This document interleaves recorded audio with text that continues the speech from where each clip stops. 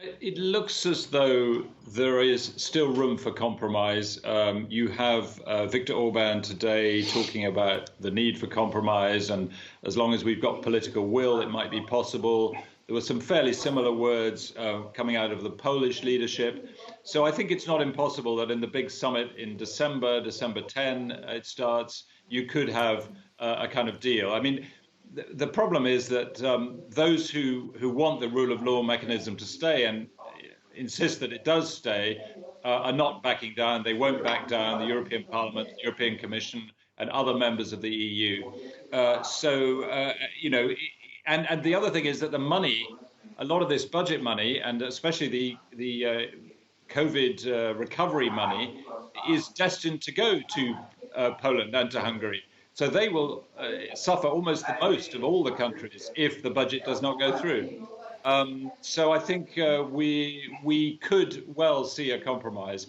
But I think, the worrying thing, I suppose, for the EU is that freedom, democracy, and above all, the independence of the judiciary, which is really what is in question here in both Poland and Hungary, is absolutely fundamental to the way the EU is seen by most of its members. And so if Poland and Hungary are going against that, they're not really going to be welcome for much longer. But obviously nobody wants them to leave. They want them to change their ways. Well, absolutely. And let me bring Philip Turle in on that. I mean, how serious do you view this stalemate to be? Is this, in your eyes, an existential moment for the EU, not unlike Brexit? Well, I think what we're seeing here is a cross between a poker game where each one is trying to negotiate. They're going to win some, they're going to lose some, but at the end there'll be some kind of compromise, possibly next month with a bit of luck. Or we're in a waiting game where each side is going to sit and wait and see who can wait the longest before one side is going to give in. Now, Poland and Hungary receive about 5% of their GDP from Brussels, so they desperately need the money. But what they don't want is to feel like they're being blackmailed by Brussels into changing their ways when they've been accused of undermining the judiciary, being against same-sex marriage, in the case of Hungary, refusing to resettle migrants and putting pressure on Greece and Italy. So there is a lot of pressure on them to change their ways. But of course, they've got their eyes in the rearview mirror for the upcoming elections, and they don't want to lose those elections.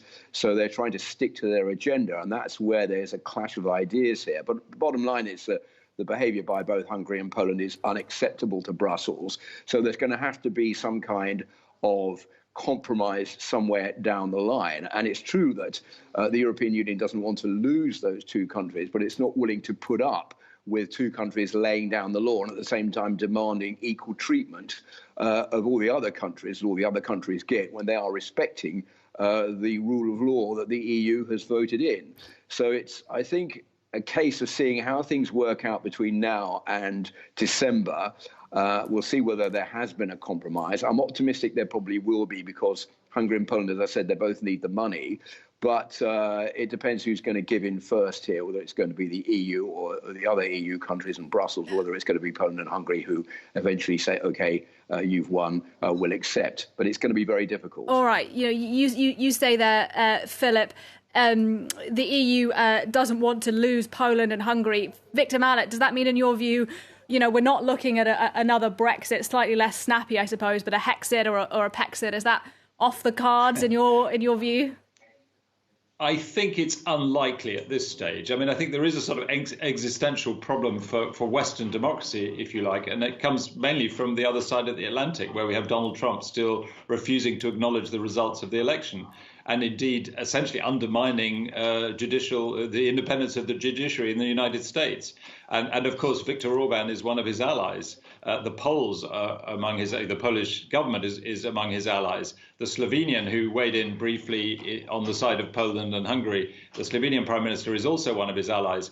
So you have a sort of slightly disturbing situation for Western Democrats, Western liberals, if you like, those who believe in the rule of law. But I think this particular spat will, in fact, probably will be resolved by the next summit in December.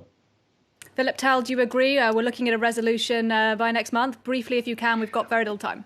Well, I hope so. I mean, I think the bottom line here is that what Warsaw is trying to do is to try to block up the EU budget, saying, well, look, we can wait for a year before we receive the money because we're well enough off to do that. But we can put pressure on southern European countries who can't wait that long. And that's why we may be able to win the day here. But as I said, this is like negotiating in the souk. You give some, you lose some, you win some. We'll see who is the better negotiator here. But I agree that both Hungary and Poland don't really want to leave the EU because they're getting far too much money as members of the EU. It would be a lot harder for them if they were no longer members.